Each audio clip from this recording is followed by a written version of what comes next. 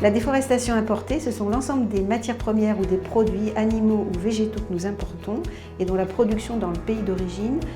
peut être liée en fait à de la déforestation. Donc en ce qui nous concerne au niveau européen, ce sont le cacao, la viande de bœuf, le soja, l'huile de palme, l'EVA et le bois et les produits dérivés. Alors l'Observatoire de la déforestation importée, c'est un outil qui a été mis en place quand les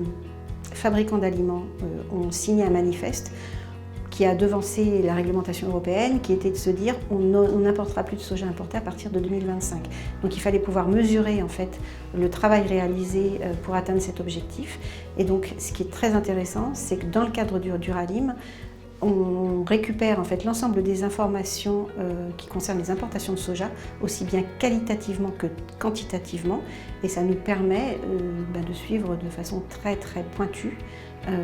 où en est en fait l'évolution de la déforestation importée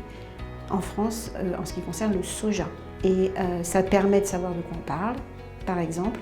de pouvoir dire aujourd'hui que moins de 1% de l'alimentation animale française est potentiellement exposée à de la déforestation. Et donc cette plateforme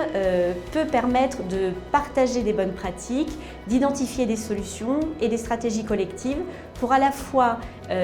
travailler sur la mise en œuvre de la stratégie nationale de lutte contre la déforestation importée et également de s'attaquer aux défis que représente la mise en application de la nouvelle réglementation européenne de lutte contre la déforestation et la conversion des forêts.